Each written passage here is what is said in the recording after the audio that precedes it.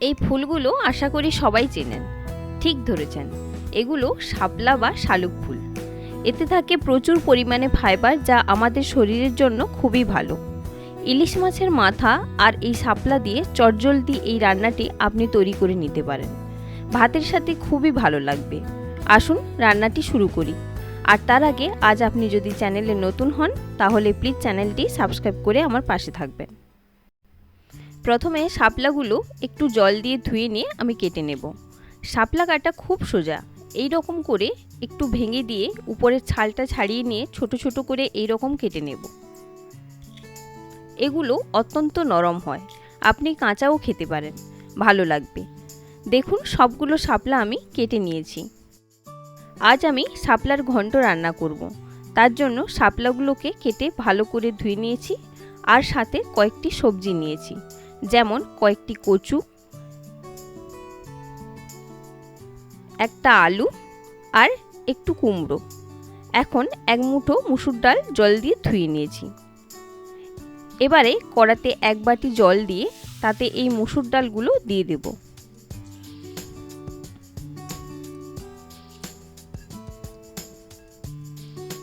এর সাথে দুটো তেজপাতা দেব। এবার জলটা ফুটে উঠলে তাতে 1/4 চামচ হলুদ গুঁড়া দেব।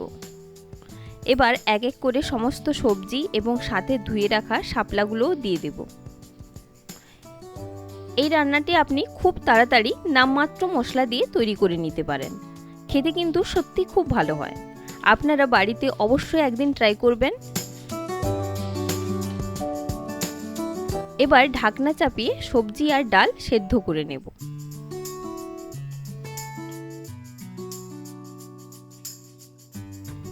পাঁচ মিনিটের মধ্যে সমস্ত সবজি এবং সাথে ডাল খুব সুন্দরভাবে সেদ্ধ হয়ে যাবে।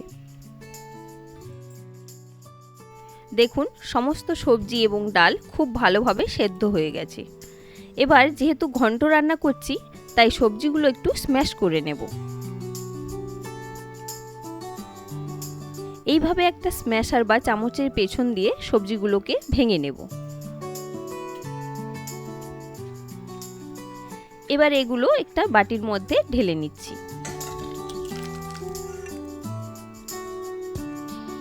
এখন কড়া বা প্যান গরম করে তাতে 1 টেবিল চামচ মতো সরষের তেল দেব।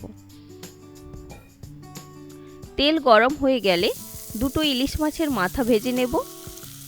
প্রথমে ঢাকনা চাপিয়ে এভাবে সেদ্ধ করে নেব। এতে শুধু ইলিশ নয়, আপনি যে কোনো মাছের মাথা ব্যবহার করতে পারেন। কয়েক মিনিটের মধ্যেই মাথাগুলো দেখবেন ভালোভাবে সেদ্ধ হয়ে গেছে। এইবারে একটু ভেঙে নিয়ে তেলের মধ্যে ভেজে নেব। এবারে মাছগুলো একদিক সাইড করে নিয়ে তেলে কয়েকটি শুকনো লঙ্কা আর 1/4 চামচ 5 ফোড়ন, 1/4 চামচ জিরে দিয়ে সব কিছু অল্প করে নেড়ে নেব। লঙ্কাগুলো ভাজা ভাজা হয়ে গেলে একটা তেজপাতা দেব। এবার একটু পেঁয়াজ কুচি দিচ্ছি। এখন সমস্ত কিছু একসঙ্গে ভালো করে কষিয়ে নিতে হবে। মাঝারি আঁচে 3 থেকে 4 মিনিট এভাবে কষিয়ে নিলে পেঁয়াজগুলো হালকা ভাজা ভাজা হয়ে যাবে।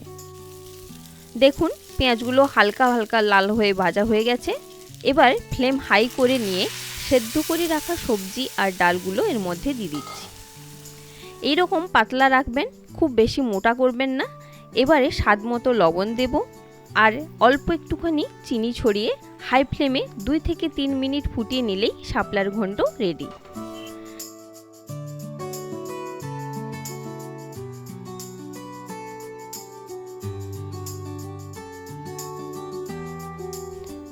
এখন ঘন্টটি বাটির মধ্যে ঢেলে নিচ্ছি। যেহেতু আমি এখানে ইলিশ মাছের মাথা ব্যবহার করেছি তাই শেষে আর কিছু দিচ্ছি না।